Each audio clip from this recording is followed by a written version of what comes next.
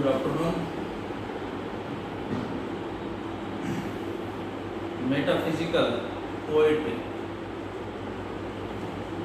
Metaphysical poetry is a group of poems that share common characteristics.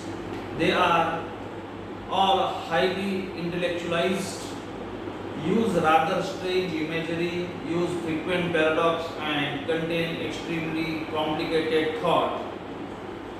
Literary critics and poet Literary critic and poet Samuel Johnson first coined the term metaphysical poetry in his book Lives of the Most Eminent English Poets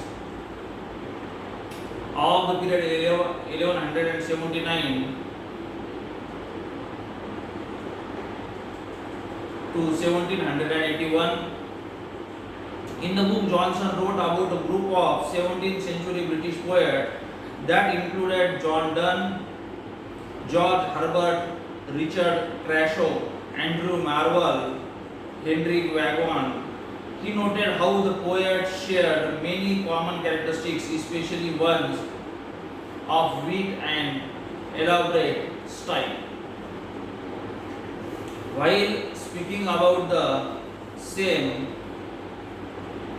the metaphysical poetry, John Donne is known as the founder of the metaphysical poets, a term created by Samuel Johnson, an 18th century English essayist, poet, and philosopher, where elements of metaphors, metaphysical conceit, paradoxes, analogies are there, and while speaking about the metaphysical poetry or metaphysical poets, it is considered that John Donne, George Herbert, Richard Crashaw, Abraham Cowley, Henry Vaughan, Andrew Marvell are the well-known metaphysical poets, in which John Donne is the most famous metaphysical poet. Metaphysics is the study of the most general feature of reality, including existence, objects of their properties, possibilities and necessity, space and time, change, caution and relation between matter and mind. It is one of the oldest branches of philosophy. The metaphysical poetry, literally meta means beyond and physical means physical nature. Metaphysical poetry therefore means poetry that goes beyond the physical world of the senses and explore the spiritual world. Metaphysical poetry makes wide use of ingenious conceits, imaginative images, and usually present a combination of intense emotion with mental ingenuity. The word meta means after or the beyond, as we have seen earlier. So, the literal translation of metaphysical is after the physical. Basically, metaphysics deals with the question that can't be explained by science.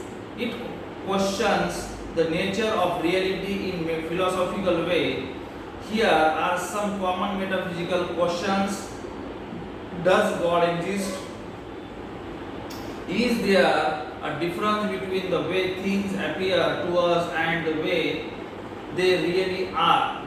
Essentially, what is difference between reality and perception? Is everything that happens already predetermined? If so, then is free choice non-existent? In its consequences limited to the brain? Metaphysics can cover a broad range of topics from religious to consciousness. However, all the questions about metaphysics ponder the nature of reality. And of course, there is no one that correct answer to any that questions. Metaphysics is about exploration and philosophy, not about the science and mathematics. The group of metaphysical poets that we mentioned earlier is obviously not the only poets of the philosophers or writers that deal with the metaphysical questions. There are other more specific characteristics that promoted Johnson to place the 17th century poets together. Perhaps the most common characteristics is that metaphysical poetry contained large doses of wit. It, in fact, although the poet were examining serious questions about the existence of God or whether a human could possibly pursue the world, the poets were sure to ponder those questions with humor. Metaphysical poetry also sought to shock the reader and wake him or herself from his or her normal existence. In order to question the unquestionable, the poetry often mixed ordinary speech with the paradoxes and puns. The results were strange, comparing unlikely things such as lovers to a compass or the soul to a drop of dew. These weird comparisons were called conceits. Metaphysical poetry also explored few common themes. They all had religious sentiments. In addition, many of the poems explored the theme of carpe diem, that is, seize the day, and investigated the humanity of life. One great way to analyze metaphysical poetry is to consider how the poems are about both thought and feeling. Think about it. How could you possibly write a poem about existence of God if you didn't have some emotional reaction to such an enormous life-altering question? Metaphysical poetry investigates the relationship between rational, logical argument on the one hand and institution or mysticism on the other hand. Often depicted with sensuous detail of metaphysical poetry is considered highly ambiguous due to high intellect and knowledge of metaphysical poets. The chief characteristics of metaphysical poetry are as follows. One quality of metaphysical poetry is its dramatic manner and direct tone of speech. Metaphysical poetry is highly intellectual and analytical. Metaphysical poets desire to say something that had never been said before. The metaphysical poetry abounds in far-fetched similes and metaphors, which are commonly called conceits. Metaphysical poet is a term coined by the poet and critic Samuel Johnson to describe a loose group of British lyrics poets of the 17th century, whose work was characterized by the inventive use of conceits and by speculation about topics such as law or religion. These poets were not formally affiliated, most of them did not even know or read each other. In the chapter on Abraham Cowley, in his Lives of the Most Eminent English Poet, Samuel Johnson refers to the beginning of the 17th century, in which there appeared a race of writers that may be termed metaphysical poets. This does not necessarily imply that he intended metaphysical to be used in its true sense, in that he was probably referred to a witticism of John Dryden, who said John was probably referring to a witticism, or he was probably referring to witticism of John Dryden, who said John Donne, he affects the metaphysics not only in his satires but in the amorous verses where natural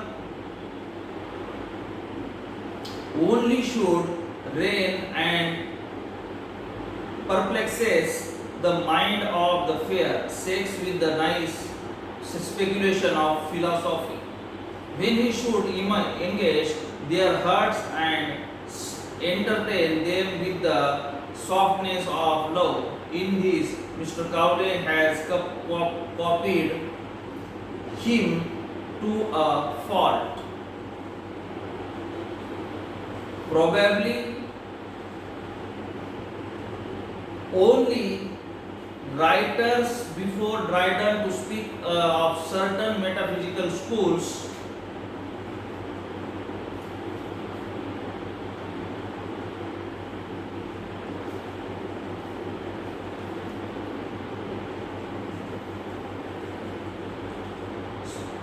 or group of metaphysical poets is Drummond of Hawthorne, who is one of his later speaks of metaphysical ideas and scholastical ideas. Now, nor was Johnson's assessment of metaphysical poetry particularly flattering, since he wrote, "The metaphysical poets were men of learning, and to show their learning was their whole endeavor, but unlikely resolving to show it in rhyme.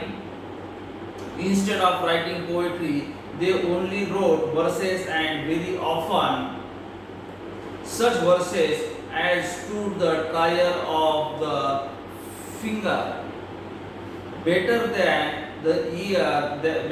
of the ear, for the modulation was so imperfect that there were only found to be verses by counting the syllables.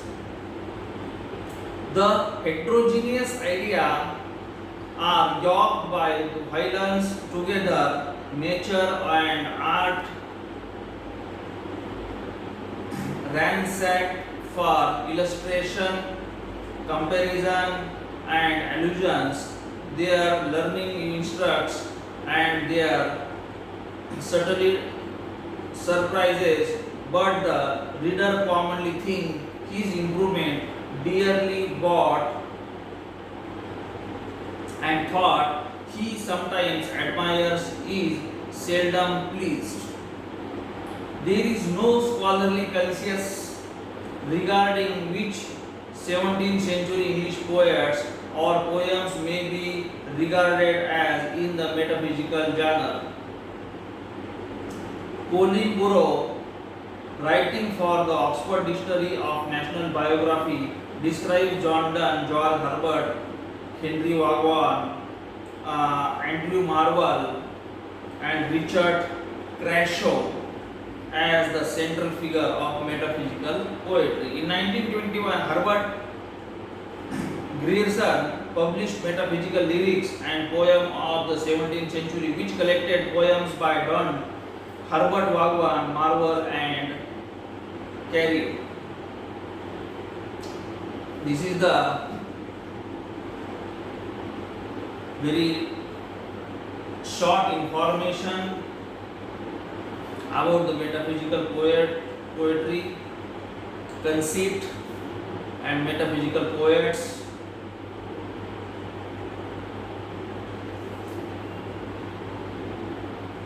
With this, I conclude. Thank you. We will continue the remaining part in the next lesson. Next part. Very short portion is remained. We will continue in the next lecture. Okay. Thank you.